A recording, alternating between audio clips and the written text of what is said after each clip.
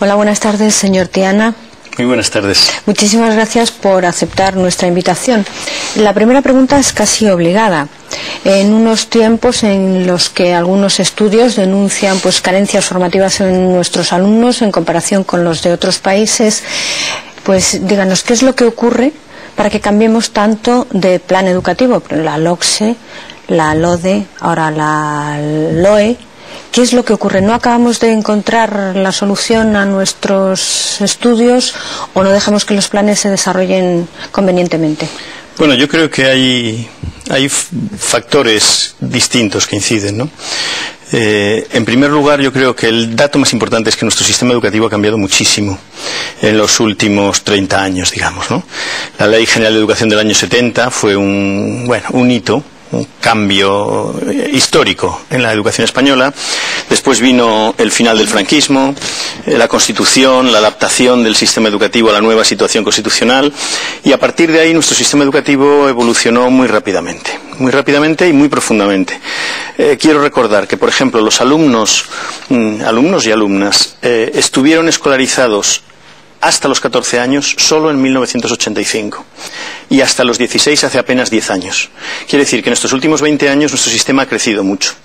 Y eso ha hecho que algunas leyes que se hicieron, por ejemplo la LOCSE, ¿no?, del año 1990, con una voluntad de extender la escolaridad y de llegar al conjunto de la población española, yo creo que fue una ley muy positiva desde ese punto de vista. Pues claro, cuando ese objetivo se consiguió, pues puso de manifiesto algunos problemas que funcionaban en el sistema educativo, ¿no? Entonces, lo que en el año 90 era un objetivo muy ambicioso, en el año 2000 pues ya era algo que necesitaba cambios, ¿no? Después, yo creo que también la educación es una realidad que afecta mucho al modo en que concebimos nuestra vida, ¿no?, tanto nuestra vida personal como nuestra vida colectiva. Y entonces es normal que haya puntos de vista distintos, que no haya unanimidades, ¿no? Pero eso ha llevado también a que algunas leyes pues se hayan hecho con más acuerdo que otras, y yo creo que eso también ha influido en que haya habido algunos cambios, recientes sobre todo, ¿no? Por tanto, yo creo que no es una situación deseable, yo creo que es una situación que se explica, pero que debemos hacer un esfuerzo porque haya una mayor estabilidad en el sistema educativo, ¿no? Y yo creo que eso, la verdad es que es una demanda generalizada en la comunidad educativa, tanto entre los profesores como las familias, y yo creo que esa es una responsabilidad que tenemos. Y también, por otra parte, quizá estamos en unos tiempos en los que mayor capacidad de material tenemos, de recursos humanos, de recursos materiales para las aulas, aplicación de las nuevas tecnologías, una didáctica excelente, un profesorado magnífico. Todo esto debería revertir en una gran calidad del alumnado. Y ocurre que hay como una especie de guerra larvada, algo preocupante que está ocurriendo en las aulas. ¿Qué es lo que pasa? ¿Hay situaciones de abuso, de violencia? ¿Qué es lo que pasa y por qué cree usted que pasa esto? Bueno, yo creo que efectivamente nuestro sistema educativo tiene muchos más recursos que los que tenía. Yo empecé a trabajar en un colegio de GB hace 31 años y la verdad es que de entonces aquí han cambiado muchas cosas en nuestros centros. Tienen más recursos, tienen más profesores por alumno, o sea que hay muchas cosas que han mejorado. Y sin duda, como decía antes, tenemos escolarizada al conjunto de la población hasta los 16 años, lo cual no es de ahora mismo, pero es de anteayer solamente, ¿no?, como quien dice. Por tanto, hay una serie de avances, pero también hay una serie de cambios sociales muy grandes, ¿no?, de cambios en el sistema educativo y de cambios sociales, ¿no? El problema, por ejemplo, de la convivencia en las aulas, bueno, es un problema que en España está preocupando cada vez más. Pero recordemos que hay países donde eso preocupa desde hace mucho tiempo y donde la situación está mucho más complicada que en España, ¿no? Entonces yo creo que es algo que aquí quizás no ha llegado a los grados de deterioro que en otros sistemas educativos ha llegado, pero por eso mismo tenemos la responsabilidad de afrontarlo y de atajarlo desde que empiezan a plantearse esos problemas, ¿no? Hace poco el Ministerio de Educación y Ciencia organizó un congreso sobre este tema en Madrid, al que asistieron más de 300 profesores de toda España. Y vino un gran experto inglés de los que ha trabajado sobre este tema que ellos llaman bullying, ¿no?, el acoso entre iguales, ¿no? Y él señalaba una cosa que es muy interesante. Es decir, en la mayoría de los países se habla de los problemas de la violencia, ¿no? Y en cambio en español tenemos una palabra muy interesante y positiva, que es la de convivencia, ¿no? Que permite dar un salto en positivo, ¿no? Y buscar qué es lo que debemos hacer para estimular la convivencia, ¿no?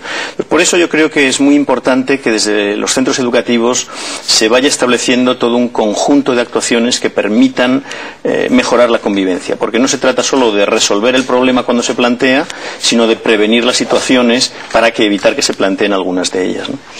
Y en otro ámbito de cosas, todas las opciones políticas pues han manifestado un gran interés, un consenso en intentar conseguir un modelo que sea competitivo para Europa. También todos reconocen que la ampliación de la Unión Europea pues es una gran fuente de oportunidades, pero también nos va a poner a prueba nuestra competitividad. ¿Usted cree que los planes educativos corren paralelos a ese reto? Bueno, yo creo que lo intentamos. Otra cosa es que seamos capaces de conseguirlo plenamente, ¿no? Yo creo que esa conciencia de que la necesidad de la integración en esta entidad supranacional que es la Unión Europea exige esfuerzos para ponernos a su nivel. Hay que recordar que algunos de los países con los que ahora convivimos y competimos al mismo tiempo, bueno, pues algunos de estos logros que yo mencionaba antes los tienen desde comienzos del siglo XX o desde mediados como mucho del siglo XX. En España hemos tenido un retraso educativo muy importante, junto con otros países del sur de Europa, pero el de España, por hablar de nuestro caso, ha sido importante, ¿no? Entonces yo creo que hemos sobrepasado ya ese momento en el que la referencia europea era un elemento del discurso, y yo creo que nos hemos empezado a creer un poco, y entonces hemos empezado a dar pasos en esa dirección, ¿no? El otro día, en la última conferencia sectorial de educación, la que reúne a los consejeros de educación de las comunidades autónomas y preside la ministra de Educación y Ciencia, presentó la ministra un documento que son objetivos educativos españoles en el marco europeo para el año 2010. ¿En qué consiste? Pues simplemente en traducir a términos españoles esos objetivos que los objetivos de Lisboa, de carácter más general, habían establecido para el año 2010, ¿no? Yo creo que empezamos a tener conciencia de que esa adaptación ha de hacerse, ¿no? En algunas cosas sabemos claramente cómo hacerlas, en otras no. Todos los sistemas educativos están sometidos a situaciones de desafío, de retos nuevos, y por tanto tenemos que dar pasos en cosas que a veces no conocemos bien hacia dónde van, pero al mismo tiempo hay experiencias ya de tiempo atrás sobre las que asentarnos para dar esos pasos, ¿no? Y yo creo que en España estamos en esa situación en que efectivamente tanto desde el Estado central como desde las comunidades autónomas existe esa conciencia, y creo que por lo menos estamos intentando reaccionar y establecer planes acomodados a esos desafíos.